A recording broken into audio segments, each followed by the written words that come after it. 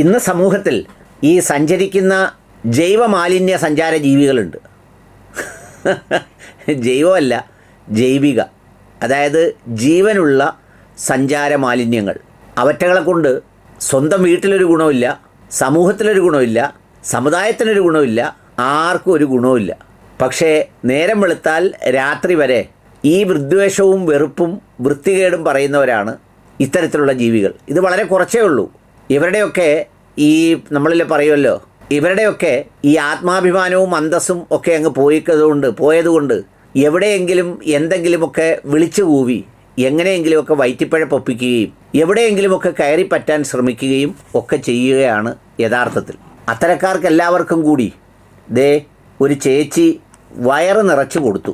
അത് കൊടുത്തത് അതിൻ്റെ ആ ടാർഗറ്റ് കമ്മ്യൂണിറ്റിയോടുള്ള ഇഷ്ടത്തെക്കാൾ ഉപരി അതിൽ പറയുന്നിടത്ത് കുറേ വാസ്തവമുണ്ട്, കുറേ സത്യങ്ങളുണ്ട്. ആ സത്യം വേറെ ആരും പറഞ്ഞാൽ അത്ര ഒരു മനോഹരമാവില്ല. നമ്മൾ ചില കഥാപാത്രങ്ങൾ പറയില്ലേ, അത് ലാലേട്ടൻ അഭിനയിക്കേണ്ടതായിരുന്നു, അത് ലാലേട്ടൻ അഭിനയിക്കേണ്ടതായിരുന്നു, ഇത് മമ്മൂക്കയ്ക്ക് പറ്റും എന്നൊക്കെ പറയുന്നത് പോലെ അത്രമേൽ ഭംഗിയായി ചെയ്തു, അത്ര മനോഹരമായി പറഞ്ഞു, വാരി വലിച്ച് നിലത്തെടുത്തടിച്ചു. അതൊന്ന് കാണാം.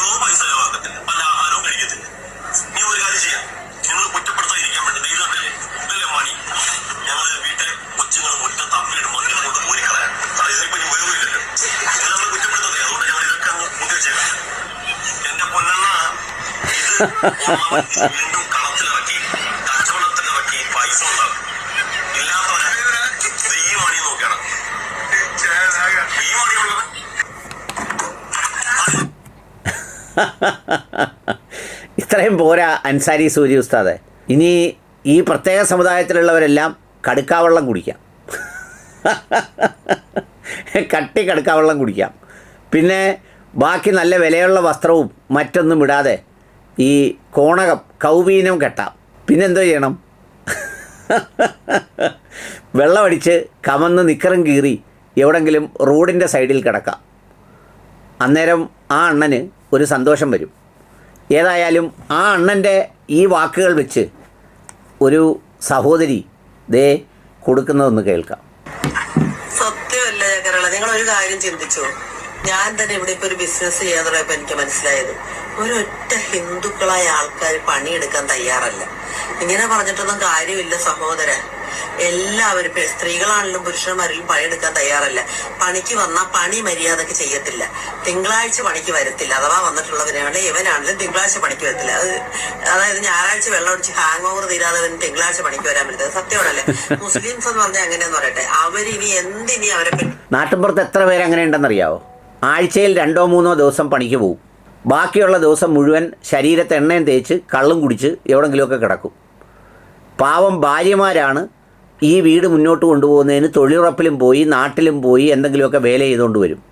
അത് തട്ടിപ്പറിച്ചുകൊണ്ട് പോയി വീണ്ടും കള്ളു കുടിക്കും. അതിന് ആരാണ് ഉത്തരവാദി? ആരാണ്? വേറെ എന്ത് പറഞ്ഞാലും ഞാൻ ഒരു പക്ഷപാതമൊന്നും പറയുമല്ല, പക്ഷം പിടിച്ച് പറയുകയല്ല. നമ്മൾ ജനറലി കണ്ടുകൊണ്ടിരിക്കുന്ന കാര്യമാണ്, നമ്മൾ സാധാരണ കണ്ടുകൊണ്ടിരിക്കുന്ന കാര്യം, നമ്മുടെ ജീവിതത്തിൽ ഇപ്പൊ ഫേസ് ടു ഫേസ് കണ്ടുകൊണ്ടിരിക്കുന്ന അനുഭവിച്ചുകൊണ്ടിരിക്കുന്ന കാര്യമാണ്. ഈ മുസ്ലിംസ് എന്ന് പറയുമ്പോൾ അവര് വല്ല ആക്രി വിറ്റാണേലും അവര് പൈസ ഉണ്ടാക്കും. കുടുംബം ഒന്നും ഇല്ലാത്തവനെ അവര് ആക്രിയെങ്കിലും പെറുക്കിയിട്ട് വിറ്റ് കുടുംബം നോക്കും. അവന്റെ മക്കളും ഭാര്യയായിട്ട് പുറത്തു പോകും. അവൻ നല്ലൊരു സുഖമായിട്ട് രാവിലെ മുതൽ വൈകുന്നേരം വരെ ആക്രി പെറുക്കുന്നവനായിരിക്കും. അവൻ നടക്കുന്ന നല്ല ബെൻസ് കാറിലും നല്ല കാറയിലും അടിപൊളിയായിട്ട് ഒരുങ്ങി അവന്റെ ഉമ്മേനെയും ഭാര്യനെയും മക്കളെയൊക്കെ നല്ല റെസ്റ്റോറന്റിൽ പോയി ഭക്ഷണവും മേടിച്ചു കൊടുത്ത് അവർക്ക് സന്തോഷവും സുഖവും ഒക്കെ കൊടുക്കും. അവർക്ക് വേണ്ട കാര്യങ്ങളൊക്കെ ചെയ്തു കൊടുക്കും. അപ്പൊ വേറെ കുറെ നെഗറ്റീവ് പറഞ്ഞു അതൊന്നും എനിക്ക് കേൾക്കണ്ടായിരുന്നില്ല. അതാണ് നല്ലപോലെ ഈ പറഞ്ഞതുപോലെ ആക്രി കച്ചവടമൊക്കെ ചെയ്ത് ഈ ഒരു പഴയ കൈലിയും കോവണിയൊക്കെ ഉടുത്തുകൊണ്ട് നിൽക്കുന്നതാണ് പകലൊക്കെ. വൈകിട്ട് കുളിച്ചൊരുങ്ങി പോകുന്നത് മുട്ടൻ ബെൻസിലാണ്. എന്ന് മാത്രമല്ല ഈ കേരളത്തിലെ വൻകിട ആശുപത്രികളിലെല്ലാം ചെന്ന് നോക്കണം. ഈ പാലിയേറ്റീവ് കെയറിൽ ലക്ഷങ്ങളെങ്കിൽ ലക്ഷങ്ങൾ, കോടികൾ മുടക്കി 80-85 വയസ്സുള്ള ഉമ്മമാരെ പരിചരിക്കുന്നവരാ നല്ലൊരു ശതമാനം പേരും. അതുമാത്രമല്ല, ഇപ്പോൾ ഈ യുദ്ധം ഉണ്ടായില്ലേ, ഈ യുദ്ധം ഉണ്ടായപ്പോൾ ചില സുഹൃത്തുക്കൾ എന്നെ ഗൾഫിൽ നിന്ന് വിളിച്ചു. സുഹൃത്തുക്കൾ എന്ന് പറഞ്ഞാൽ വലിയ പ്രായമുള്ള ചേട്ടന്മാരാണ്, 10, 65, 70 വയസ്സുള്ള ആളുകൾ. അവർ വിളിച്ചിട്ട് അങ്ങ് സങ്കടത്തോടെ കരയുക. എന്താ കാര്യം? ഈ വെള്ളിയാഴ്ച ഉമ്മായെ കാണാൻ പറ്റിയില്ല, വ്യാഴാഴ്ച ടിക്കറ്റ് എടുത്ത് വെച്ചേക്കുക. എല്ലാ വ്യാഴാഴ്ചയും വൈകുന്നേരത്തെ ഫ്ലൈറ്റിന് ടിക്കറ്റ് എടുത്തേക്കുക, എന്നിട്ട് ഞായറാഴ്ച തിരിച്ചു പോകും.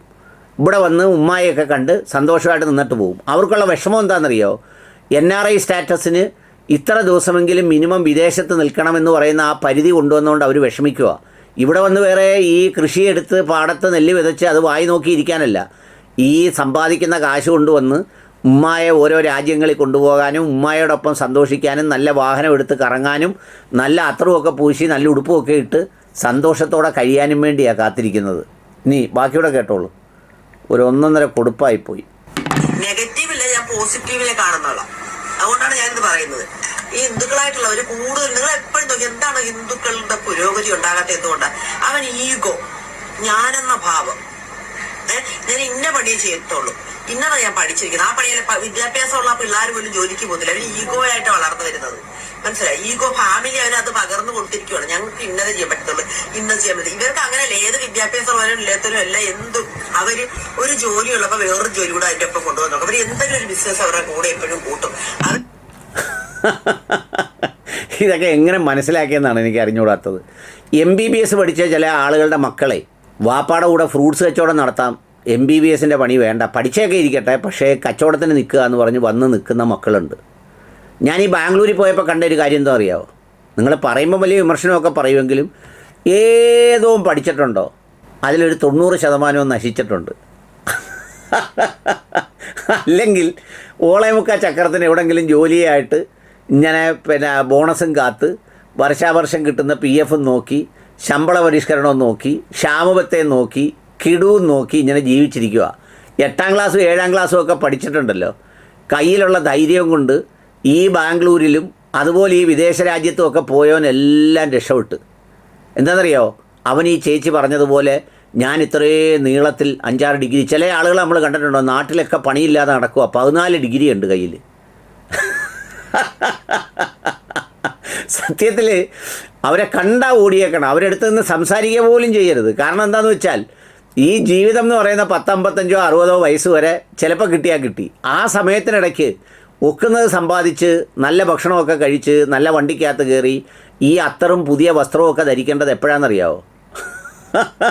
മരിച്ചു കിടക്കുമ്പോഴല്ല, ജീവിച്ചിരിക്കുമ്പോഴാണ്. അന്നേരം വേണം ഇഷ്ടമുള്ള ബ്രാൻഡും ഇഷ്ടമുള്ള ഷർട്ടും നല്ല രീതിയിൽ നല്ല മെനയ്ക്ക് ഒരുങ്ങി നല്ല സുന്ദരനും സുന്ദരികളുമായിട്ടൊക്കെ നടക്കാൻ. ബാക്കിയോടെ കേട്ടോ.